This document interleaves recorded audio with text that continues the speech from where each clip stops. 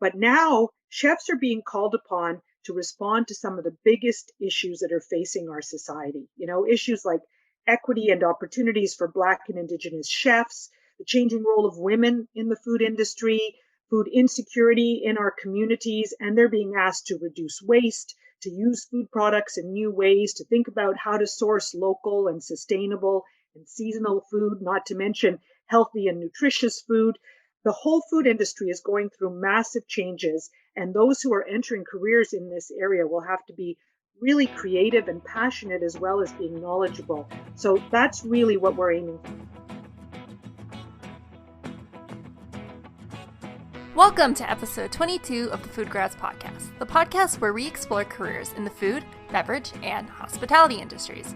I'm your host, Veronica Hislop, a molecular science graduate student and career partner with FoodGrads.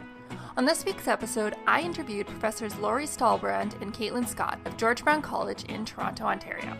They are here to introduce the college's new Honours Bachelor of Food Studies degree, which combines culinary arts and a comprehensive food studies curriculum. It's the first of its kind in Canada and is meant to bring a new focus on justice, equity, sustainability, and health, and a new awareness of how these societal issues can be analyzed and resolved. Laurie and Caitlin spent this episode giving me the rundown on the program, including what coursework students can expect during their 4-year degree. This includes talking about the career paths the program sets you up for, which aren't just limited to being a chef. A lot of care has been put in the development of this program, and you can tell that Laurie and Caitlin have a passion for food and believe that food is the vessel for change to our societal issues, and that this program is going to arm students with the tools that they can become these change makers that will put a foot in the ground.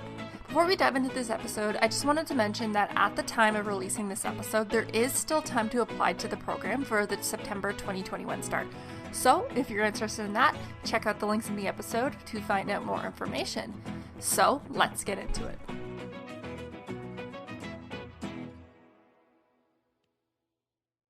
This is going to be my first podcast, everyone, with 2 guests, so let's see how that goes. But I'm excited to introduce that I will be speaking with 2 professionals who work with George Brown College. Thank you so much, Caitlin and Laurie, for coming on the show. You're going to be speaking to us about a very exciting program that I, if I was a student, would have loved to have taken had I been starting my career journey. So thank you for coming on the show. You're very welcome. Thank you for inviting us. Thanks for having us. Excellent. So let's jump into finding out more of why you're here, and that is to talk about the new program, which is the Food Studies program at George Brown College. So could you tell both myself and the audience a little more about what this new exciting announcement is?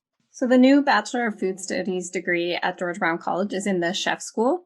And college degrees are really unique in that they offer applied practical skills in addition to a rigorous academic program. And so with this program, we're really aiming to cover a wide variety of food studies issues. And obviously, students will get the culinary skills that our chef school's so famous for. Food studies is also really a big growing field, and it's very interdisciplinary. So people in the field are looking at a lot of different issues. We're also looking for students who really want to cook first and foremost. So as more and more degrees come out in food studies, this offers a really unique opportunity because it combines the food studies curriculum with the culinary skills. Laurie, did you have anything to add on that? Well, I totally agree that there is no other degree that combines this comprehensive culinary education with a real understanding of food system issues. So that hands-on training is going to help students understand things like portion controls and how you cook for large groups and how you make sure that you have the supplies that you need and all the supply chain issues. These are really important, really practical skills that will help to make the theoretical part of the course much more relevant. So they really come out with a combined knowledge of what it takes to really deliver and also understanding some of the big system-wide issues that need to be addressed. So I think that's really a big part of what we're going to be offering. Okay. Just to clarify, could you just give a brief synopsis of what exactly the program is? Is it a 4-year program, a 2-year? What is the overall gist of it? It's an honors Bachelor of Food Studies. It's the first of its kind in Canada. It's a full 4-year honors degree, as you would find at any other university or college, focused on 4 pillars: sustainability, equity, health, policy and politics, and combined with culinary training. So in a nutshell, that's it. Wow, that's really exciting because as someone, as I mentioned a little briefly in the intro here, as a student, I went to university, but if I had known that there was a program like this being introduced at the time, I would have definitely jumped onto it because to be able to combine, it seems like the pillars that you're discussing about the future issues that aren't future anymore, they're current, to be able to explore that during coursework, have the hands-on training, but then also have this knowledge that you can apply so many places in the industry. That's a really exciting time for students right now. That was a big part of what we were thinking about too, was how do we create more career pathways? So not just career pathways into restaurants or hotels, as important as those are and will continue to be, especially post-pandemic, but how do we create a whole lot of other pathways for people who are interested in ecotourism, for people who are interested in working in nonprofits and addressing food security and food and environmental issues, for people who want to do research and go on to graduate school. We wanted to have a full range of options for students coming out of this program. So we very consciously have developed it specifically in order to be able to offer many different options for students. So with students who will be going through this type of program, what are you hoping with this new degree will give students that they can't get anywhere else? Well, first of all, it's in Toronto. And although we will have some students who will be coming in online at first, eventually this is supposed to be a place-based program here in Toronto. And Toronto, the food sector is a major economic driver. 1/4 of all jobs here are related to food in some way. We're a major food processing sector, second only to Chicago in all of North America. We're a major restaurant city. Restaurants are going to return in many new ways, but that's part of what we'll be discussing in the course as we emerge from COVID. And a lot is going to be different, and we're going to prepare our students for that by giving them this very broad-ranging program that we've developed. That's fascinating. I had no idea because like I've mentioned, I go to school at Ryerson, so I'm in the heart of that Toronto. I had no idea that so many jobs, which isn't surprising, are touched by the food industry. But 1 in 4, that's a crazy number. Well, when you think about it, every actor, usually has a side hustle that is working in the restaurant or food service industry, catering or something. Every student, many of them, whether they're studying culinary or not, is working in the food industry. We have many institutions here, post-secondary institutions. We have many restaurants. We also have a very diverse population. So we have many different kinds of restaurants and kinds of food. And then we have all of this incredible food processing happening here as well. So it's a major world city. So it's an exciting place to be studying food. For sure. And I would imagine that having it based in Toronto, would this also play a role in the type of curriculum, or is it, how do I want to put this? How does this reflect on the curriculum at all, or how would being Toronto based reflect that? Well, I think being in Toronto, obviously, as Lori mentioned, we have access to such a wide variety of industry positions and areas for students to explore. I think another really interesting thing is that some of the largest food nonprofits are in Toronto. So we'll have a community engaged learning opportunities. And so students will really get a chance to experience the urban side of the food system. But a great thing about Toronto is that we are also so close to prime agricultural land. And so there will be opportunities for field trips to explore different types of food production systems that are, just quite close to the school. So that's one of the really exciting things that I look forward to. See, again, that's one of those things where I'm mentioning with the college experience that seems like George Brown really has nailed down that universities just don't really hold up to, is these opportunities for students to get that hands-on learning during their course time and not necessarily just through a co-op placement. Exactly. There will be a lot of community engaged learning opportunities. And of course, the work integrated learning, which does come specifically in our program between second and third year, is a summer internship where students will have the opportunity to work for some sort of food business or food organization. I think we're going to help students to make connections while they are doing the degree that will help them afterwards to find jobs. So one of the things that we've been talking about is what this overall degree is about, but I'm more curious to know a little bit more about the courses and the structure. What can students expect to be doing once they enroll in this program?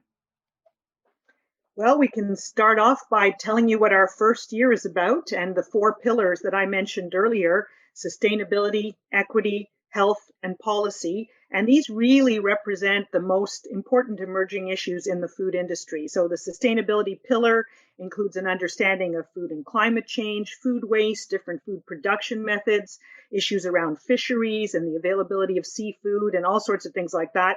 The equity pillar, more and more important and more something that everyone is addressing these days, will explore equity issues that are both inside and outside the kitchen. So for food workers, but also for farmers, for also farm workers. We have the health pillar to look at the links between, for example, diet and chronic disease. And the policy pillar really explores what we can do as a society to create conditions for a food system that is environmentally, socially, and economically sustainable. And then students will see how all of these pillars relate to the culinary profession in practical ways through their culinary training. One of the things also about the pillars that I think is important to, maybe obvious, but important to point out is how interconnected all of these issues are. That's just something that I often reflect on, is that we're calling them pillars, but they're also so interconnected. And you see that in our curriculum because a lot of these pillars show up in multiple pillars will show up in every single course that you're taking. And so in the first year, we've got some introductory courses to food studies to really allow students to wrap their head around what food studies means, what it's all about, what are the different disciplines that it's drawing on, and the different knowledge that contributes to this idea of food studies. They've also got those introductory culinary courses, Culinary Skills 1 and 2, as well as a complementary gastronomic theory course that will give them the theoretical background behind the things that they're doing in their culinary labs. We've also got a course on communicating about food, which I'm really excited to be teaching this fall. It's going to look at not just food communication, but also some of the broader communication skills that will be important for the rest of the degree program. And then, food and beverage cost control, maybe not the most exciting of these courses, but something that will be really fundamentally important for students as they go through the rest of their career in the industry. We also in first year have a course on food literacy, which I'm also excited to be teaching in the winter term, that looks at the term food literacy and unpacks what it means and what we're talking about when we ask whether someone is considered food literate. In this second year, I don't know if, Laura, you want to jump in or if you want me to continue. Sure. So as we go into the second year, we start getting a broader look at food production. So we look at food from the land. So all the different production methods for food and how all the controversies around different production methods in food. We also will look at food from the sea. Again, an area where there's a lot of controversy, a lot of change happening. Aquaculture and the sustainability of certain fisheries are all going to be in the discussion, and just learning more about how important food from the sea is for so much of the global population. We'll have also a course in second year, which will be about Indigenous food systems, which will be developed and taught by an Indigenous scholar that will look at many of the traditions, but with a focus on what is happening in the area that we are on right here in Toronto, which is the home of the Haudenosaunee and the Wendat peoples and Mississaugas of the Credit.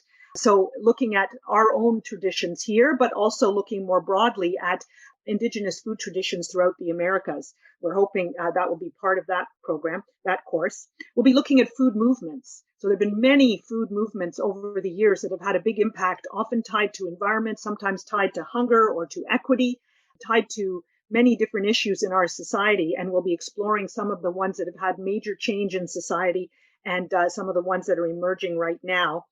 And of course, we'll be looking at things like research methods. So actually giving students a really good, solid grounding in how to do academic level research, what it takes to research, how to think critically and think about, different sources in ways that you can really go to anything and analyze it and figure out where it's coming from, how it's positioned, and what biases might be there. Because, of course, no knowledge is objective, and there's always a point of view. So how do you determine what that point of view is?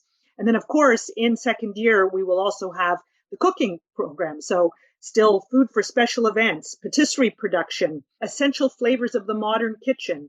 These are all parts of the program in the second year. So you'll continue with all of your culinary training in the second year. And then in between second and third year is when we do the work integrated learning, which is a whole summer of paid work experience in a range. We're starting already to develop what can be some work integrated learning opportunities. And one of the great things about having something like a work integrated learning opportunity is that it will give students a chance to explore different career paths and try new experiences, which will help them figure out where in the food systems work does their passion lie, what kind of jobs might interest them going forward. And this will be a great chance to kind of get your feet wet in that area. That takes us right through until third year. We're happy to go on if you'd like, or we can come back to that a little bit later. Well, one thing that stands out to me is that I just love the approach that the school is taking in terms of food in this like holistic way, that although it is something that nourishes us, that it's interconnected to everyone's entire lives, whether that you talk about the sustainability factor, the policy, and all these skills that you're learning. It's such a holistic way of looking at the entire food system through this program. So I just think that I want to point that out because it's just so exciting, and I love that. That is the great thing about food. I mean, food really does connect us all. We all need to eat every day. And the more we understand about where our food comes from and how it's been produced, the more we can make smart choices for ourselves, for our families, and for our planet and our society. So it's really a fantastic area. As Caitlin said, we have pillars, but they're not silos. Everything is interconnected.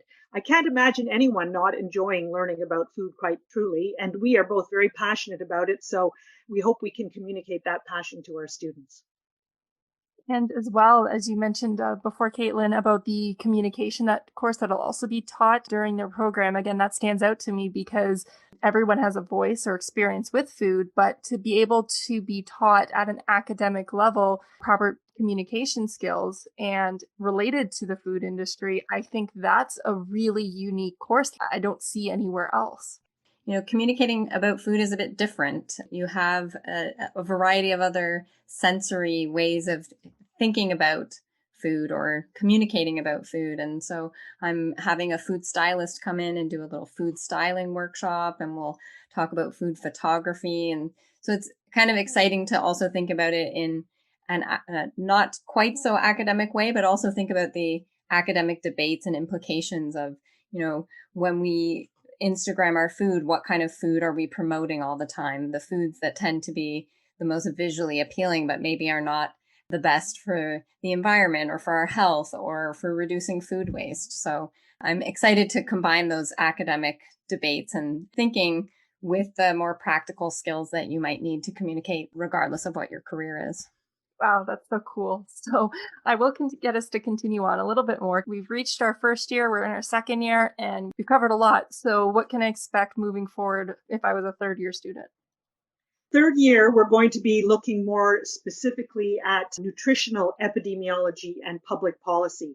There will be a nutrition module that will be part of the food literacy course. Students will also learn, they'll take the Safe Serve course for working in restaurants and bars, and they'll also be doing basic sanitation for working in restaurants in their first year. And then we start thinking about how these different topics start to apply to policy. So we have one course on food policy and law that looks at the differences between policies, laws, and regulations and the roles they've played in all sorts of things like the regulation of trade, the preventing of food fraud.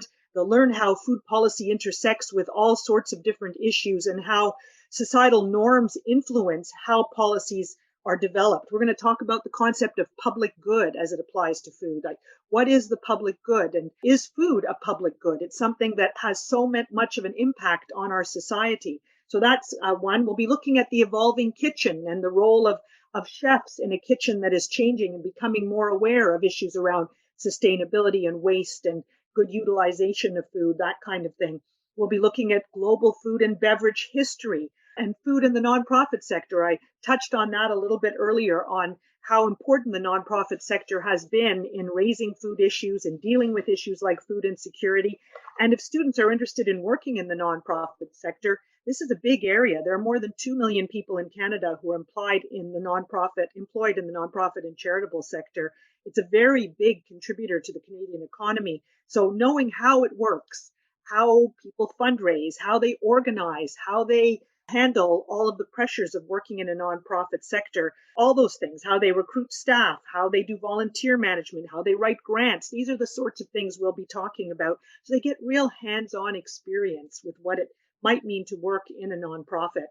And then we'll be talking about food service and sustainability in the food service industry and what's changing in the food service industry. Another big area of jobs that we don't often think of when we think of chefs, we automatically think restaurants. But in fact, there's so many different areas where people with culinary skills can work, and things around sustainable consumption. And what does sustainable consumption actually mean? Is there such a thing as a sustainable diet?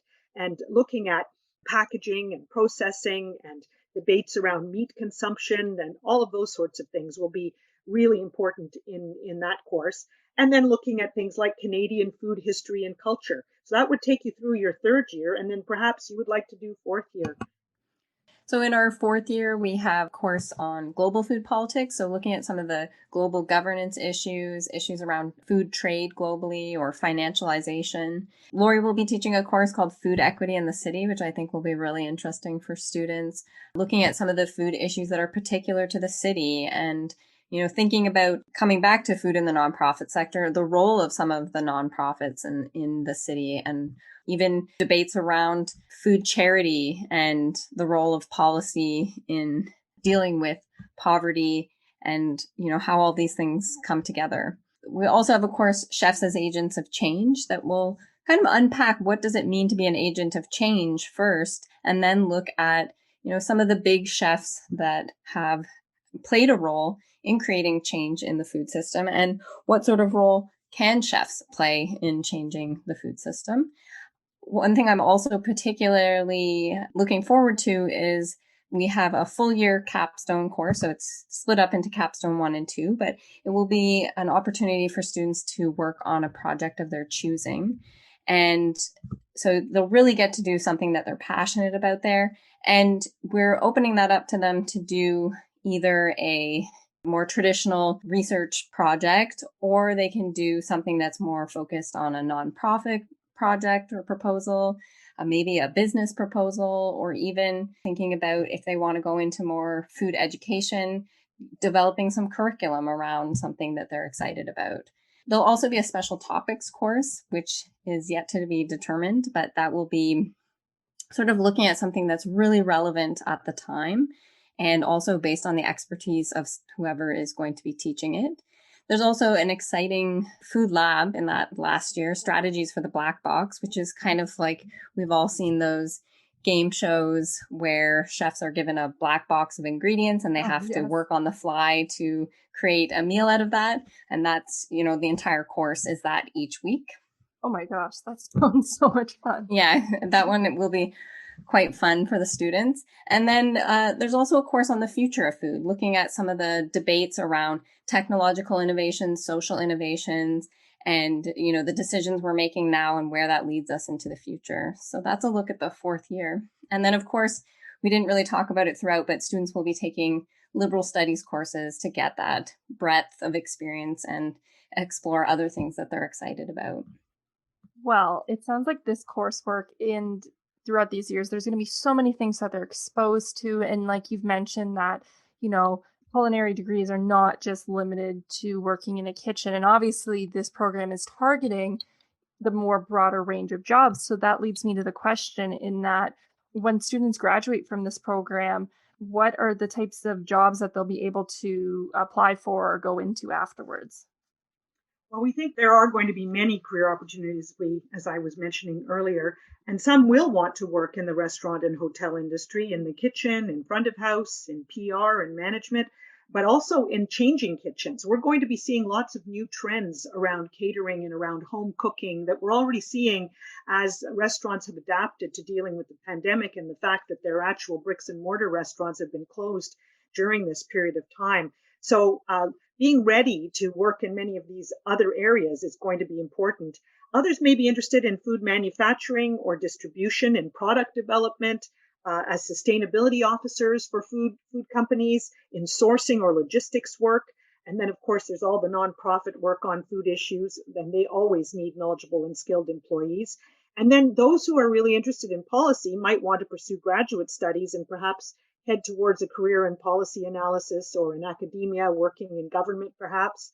In all cases, though, we believe that an understanding around sustainability, equity, health, and nutrition, and how all of these connect to each other and to the world is going to be really essential for students who are graduating with culinary skills. So no longer, I think, if you really are interested in having a career in this area, is knowing how to be in the kitchen enough. You need to know how to be in the kitchen and address all of these issues at the same time. So those are some of the things. In fact, part of the work we did in setting up this course was to look at career opportunities and graduate schools that would be willing to accept our students if they wish to continue on into graduate studies. So it's really, food is no longer about what we're going to have for dinner. These are some of the biggest challenges of our time that we're dealing with now. How we're going to address things like chronic disease, like waste, like climate change, like rapid urbanization. 1 in 5 car trips people take is to buy food. So when we talk about gridlock in a city like Toronto, if we start changing patterns around that kind of travel, we're going to reduce GHGs, we're going to reduce gridlock. There's so many things that food can address that are really exciting. And we're hoping that our students will get out there in the world and start doing that amazing work. Wow. That's it's interesting as well because I'm a graduate student. So of course, the thing that pops up out of my mind is that there is an opportunity should a student want to continue, as you mentioned, going to policy, and something that this program really opens the doors to, going straight into the workplace. It's not a degree where for some undergraduate degrees in universities, it's difficult to get a job out of it and you need to pursue a further education. But this one really opens the doors that if someone chooses this is enough for me, they have all the tools that they need to go in the industry. But if their interests are a little more piqued, they're not also limited because it's a college degree. So that's certainly what we're hoping. For students or any person who's looking to go into this program, I had 2 questions. How does the admission process work for a program like this? And if a student is going from somewhere else or they're planning to go somewhere, can the credits from other programs be transferred here for an advanced standing? How would those 2 admission processes work? I can speak to that. So for domestic students, they would apply through Colleges Ontario, and that is linked through our website. For international students, they would apply directly through the George Brown College website, and that is also linked through our webpage, which I think we'll probably talk about at the end and maybe you'll put up in the show notes. For sure. There's a section on the website that says how to qualify and apply, and that really walks students through all of the steps they need to do to apply for the program. We will only be accepting students once per year for the full degree, and that's for the fall term. And I'll just throw it out there that we do have some spots left for this fall. So it's not too late if you are interested in joining us in the fall. In terms of advanced standing, the way that it will work is what's called a bridge program. And students who have taken a 2-year culinary diploma at George Brown, but also from other colleges, will be eligible to apply to the bridge program. And that will occur during 2nd and 3rd year. So for us, it'll be launching in 2023. And students will take this bridge, which will upgrade their academic skills, their food system knowledge to prepare them to enter into that 3rd year of the Bachelor of Food Studies.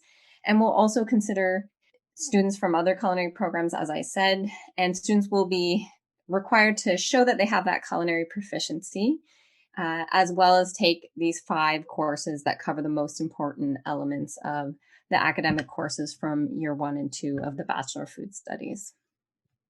Hey, well, that's exciting. That's good to know. And mature students, would they also go through the same process? If you're maybe someone who is, not a student coming directly out of high school, would it be the same application process?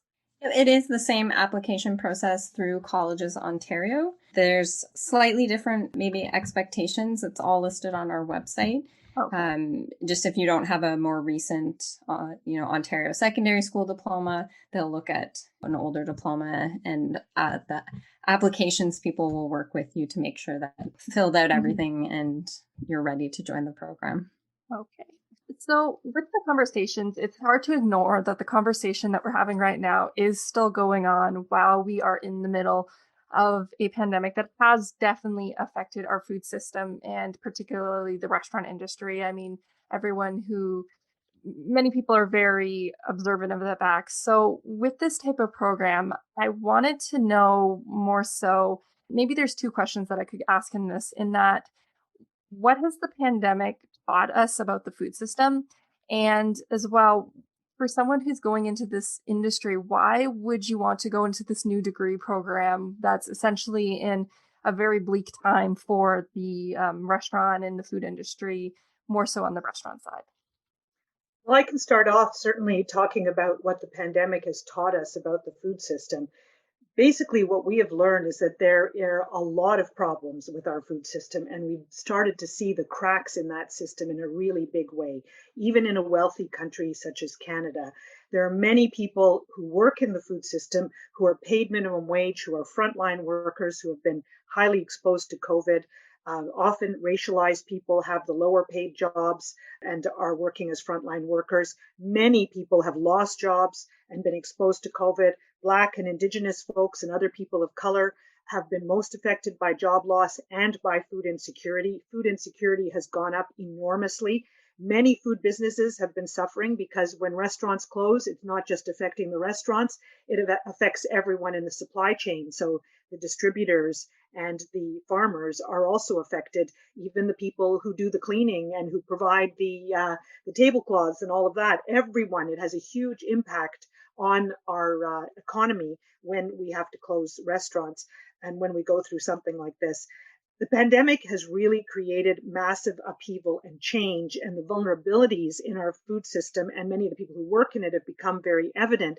But that also has created some fantastic opportunities for new ways of thinking about the food system. And I think people with culinary training are really going to be at the center of this.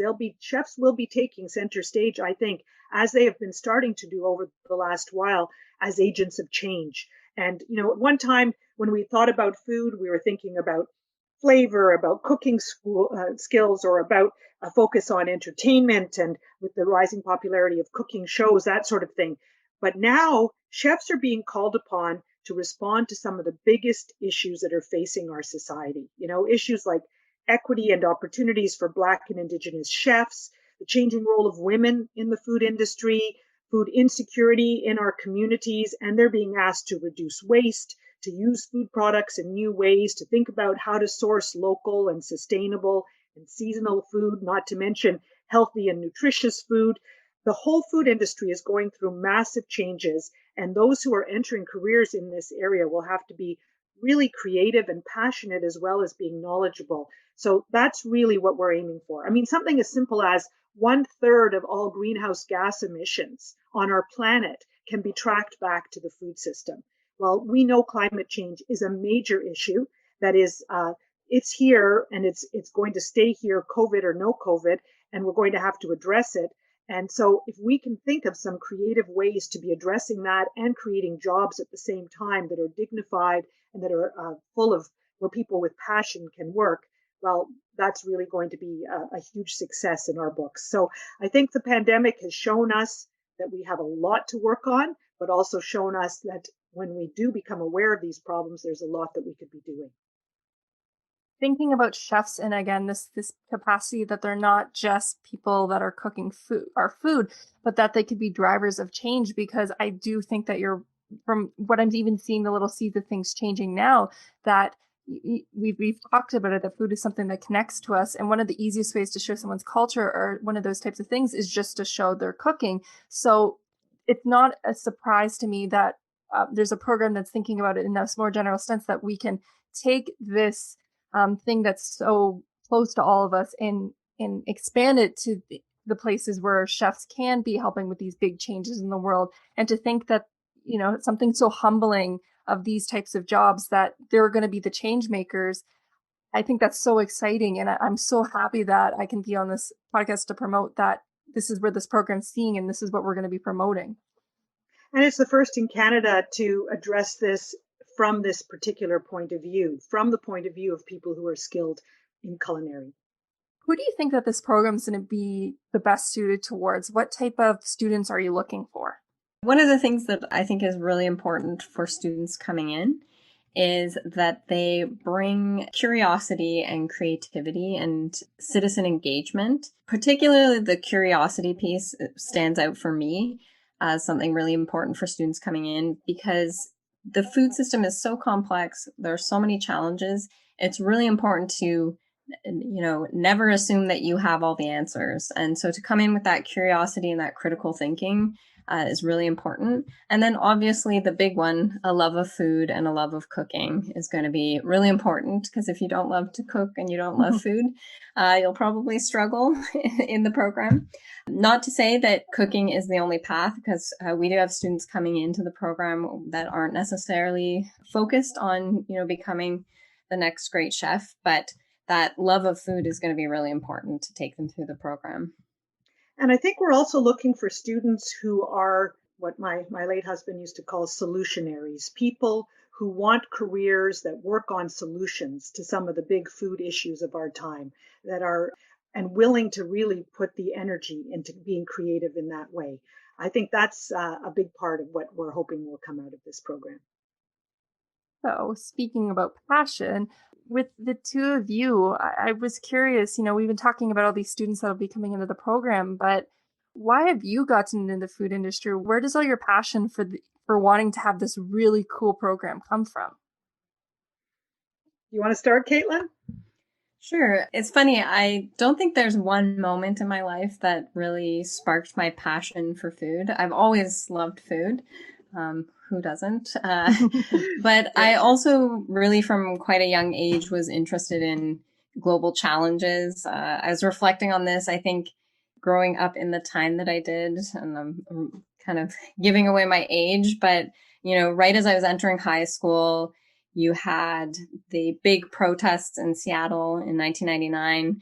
You also had Naomi Klein's book, No Logo, come out. And so there was a lot of discussion around corporate power. And I know that doesn't seem related to food, but I kind of circle back because once I did my master's, I got really interested in the political economy of the food system, who wins, who loses, and who has power in the food system. And that led me to my PhD research that was looking at big food companies and how they shape discourse around sustainability, and particularly in relation to this concept of sustainable diets that emerged in 2010.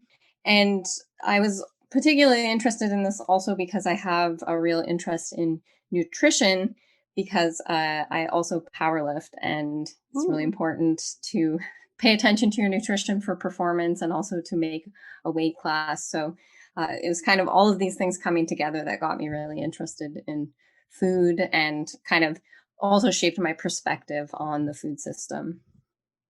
Yeah, and although Caitlin and I share many, many views on how we need to start to think about some of the problems in the food system, I have a completely different background. I actually come from a family where you would have called my parents health food nuts, back in the 60s.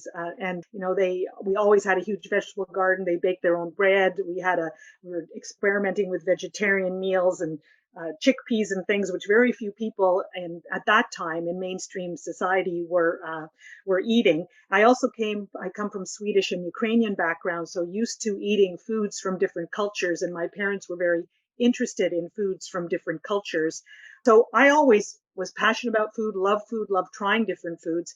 But then what really brought everything together for me was in the late 80s, I became involved with the environmental movement, particularly looking at the polarization between jobs and the environment. We kept hearing that, oh, well, if we're going to have jobs, we've got to cut those forests. We've got to fish away all those fish. We've got to, do this or that to the land. And I was really interested working with my late husband, Wayne Roberts, on how do we create dignified jobs that work with the environment. And we really saw food as a linchpin to a new green economy. So that was something that became a common passion that we both worked on. And back in 1999, we published a book called Real Food for a Change with a colleague of ours, Rod McRae, that talked about food as having four key elements, which I think are just as relevant today. And that's health, joy, justice, and nature.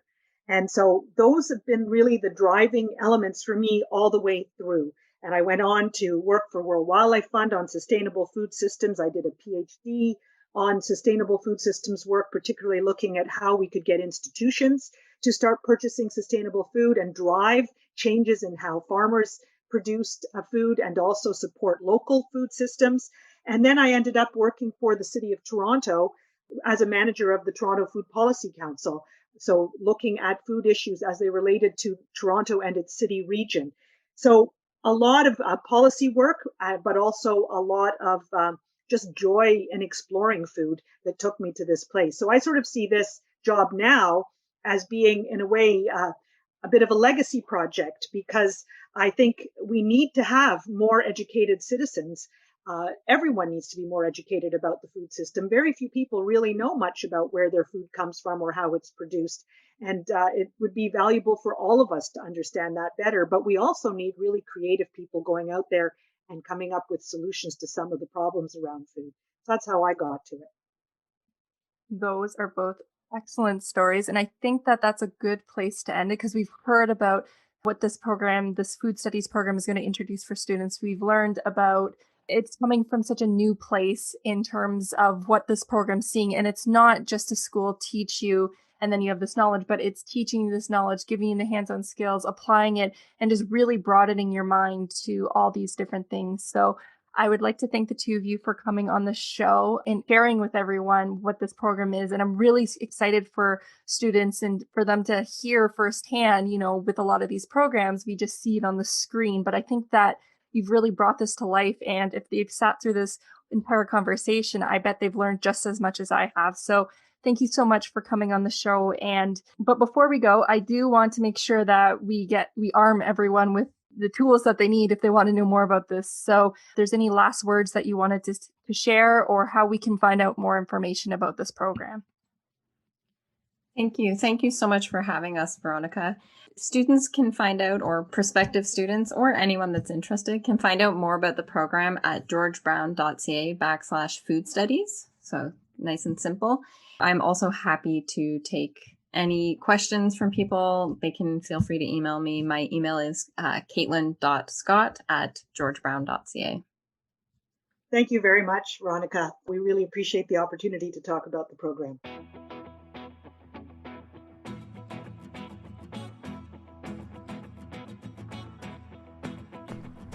That was episode 22 of the FoodGrads Podcast. All the notes to this podcast can be found on the FoodGrads website by clicking the podcast tab on the homepage. There, you can find the notes to any past or future episodes. If you enjoyed this episode, then consider leaving a review on wherever you get your podcasts. There's so many different ones out there, and we would really appreciate it. Once again, if you are interested in applying for the program, they are still accepting students for the September 2021 start at the release of this episode. So if you head over to the show notes section of the podcast episode, you can find any information that you need. This program sounds so interesting, and I still stand by my belief that if I was restarting my post-secondary journey, I would choose this program. Stay tuned for our next episode, where I will be talking to two other professionals that work at George Brown College, and we'll be looking at a different program that is in the area of commerce, which is very cool. So stay tuned for that. Anyways, that's it for this week's episode. Thank you everyone so much for listening. I'll see you next week.